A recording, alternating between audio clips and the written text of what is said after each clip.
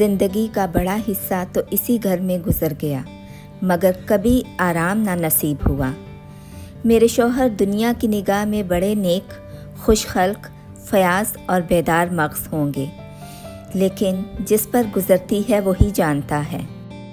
एक दिन की बात हो तो बर्दाश्त कर ली जाए, रोज़ रोज़ की ये मुसीबत बर्दाश्त नहीं होती। बाहर से कोई चीज़ मंगवाओ तो ऐसी दुकान से लाएंगे जहाँ कोई ग्राहक भूल कर भी ना जाता हो।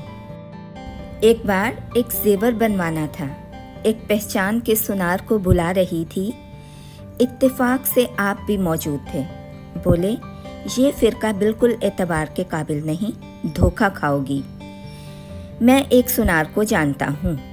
सोने का एक जेवर और 50 रुपये इनके हवाले किए, और इस भले आदमी ने वो चीज़ और रुपए न जाने किस बेईमान को दे दिए कि बरसों के पेहम तकाज़ों के बाद जब चीज़ बनकर आई तो रुपए में 8 आने तांबा, और इतनी बदनुमा कि देख कर गिन आती थी।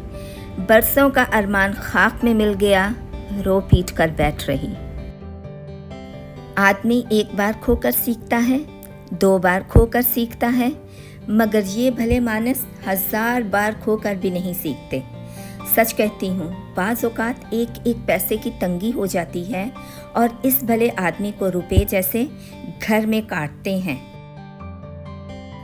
एक भी खुदा का बंदा ऐसा नहीं जो ज़रूरत के वक्त इन्हें धेले से भी मदद कर सके।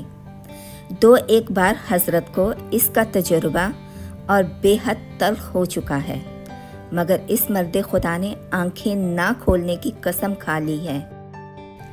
एक बार हमारा खिदमतगार चला गया और कई दिन दूसरा खिदमतगार ना मिला।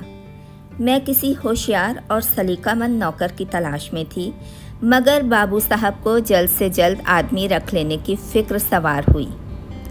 एक दिन जाने कहाँ से एक बांगड़ू पकड़ लाए। खैर, मैंने रख लिया।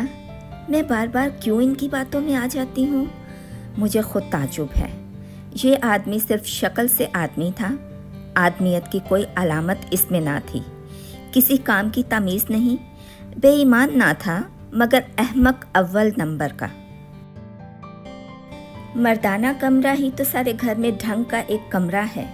इसमें झाड़ू देता तो इधर की चीज़ उधर, ऊपर की नीचे, गोया सारे कमरे में जलजला आ गया हो, और गर्द का ये आलम कि सांस लेना मुश्किल। मगर आप कमरे में इत्मीनान से बैठे रहते, गोया कोई बात ही नहीं। एक दिन मैंने इसे खूब डांटा और कह दिया, अगर कल से तूने सलीके से झाड़ू ना दी तो खड़े खड़े निकाल दूंगी। सवेरे सोकर उठी तो देखती हूँ कमरे में झाड़ू दी हुई है, हर एक चीज़ करीने से रखी हुई है, गर्दो गुबार का कहीं नाम नहीं।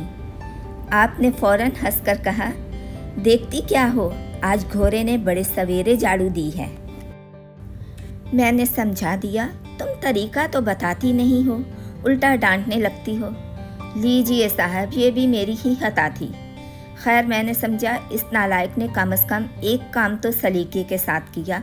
अब रोज़ कमरा साफ सुथरा मिलता और मेरी निगाहों में गोरे की कुछ वक़्त होने लगी। एक दिन मैं ज़रा मामूल से सवेरे उठ बैठी और कमरे में आई तो क्या देखती हूँ कि घोड़े दरवाजे पर खड़ा है और ख़ुद बदौलत बड़ी तंदही से झाड़ू दे रहे हैं। मुझसे ज़ब्त ना हो सका, इनके हाथ से झाड़ू छीन ली और घोड़े के सर पर पटक दी और चलता किया। इस पर हज़रत कई दिन मुझसे रूठे रहे।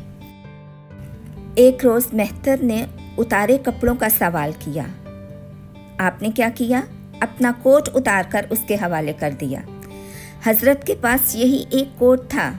मेहतर ने सलाम किया, दुआएं दी और अपनी राह ली।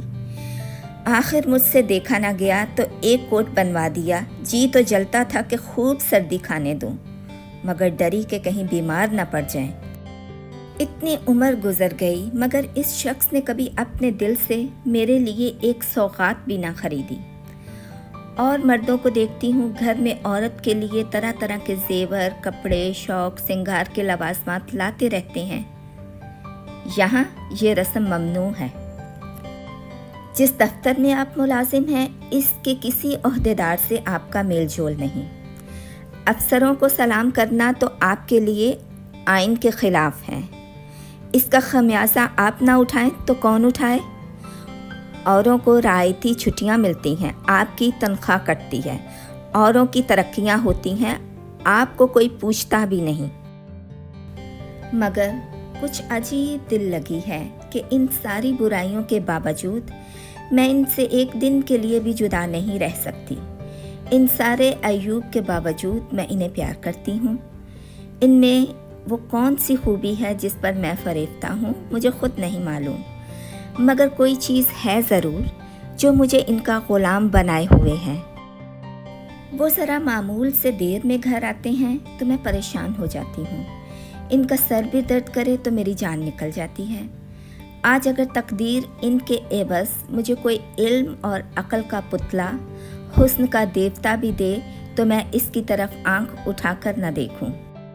ये रवाजी वफ़ादारी भी नहीं है, बल्कि हम दोनों की फितरतों में कुछ ऐसी रवादारियाँ, कुछ ऐसी सलाहियतें पैदा हो गई हैं, गोया किसी मशीन के कल पुर्ज़े घिस घिसा कर फिट हो गए हों और एक पुर्ज़े की जगह दूसरा पुर्ज़ा काम ना दे सके, चाहे वो पहले से कितना सडोल, नया और खुशनुमा क्यों ना हो।